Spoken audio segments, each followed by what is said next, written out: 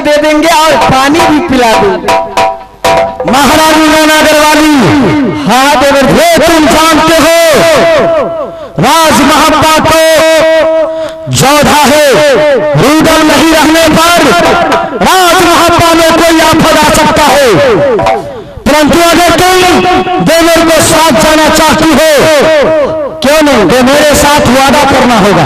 बोलिए। ठीक है रानी, अगर तुम अपने देवर को साथ ले जाना चाहती हो तो ले जाओ, और आज के 8वां रोज फौरन मेरे भाई को मेरे चरणों में तुम्हें आना होगा, दोनों को। क्यों नहीं? तब मैं यहाँ से चलूं? जाओ। ठीक है, जाओ, महल में सोया हुआ है रूदल, जाकर साथ करके ले जाओ।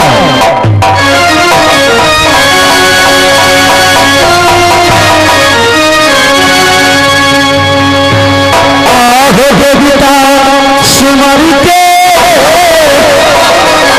आप चल महालाना,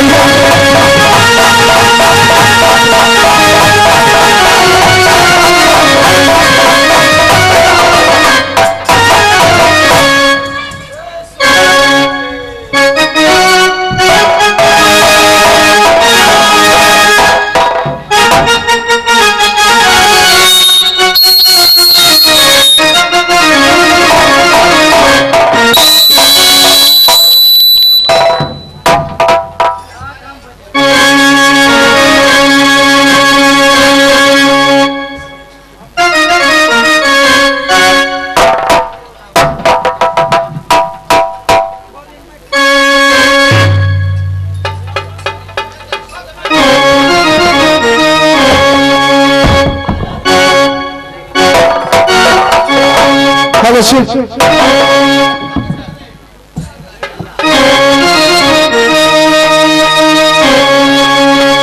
अबे उतरो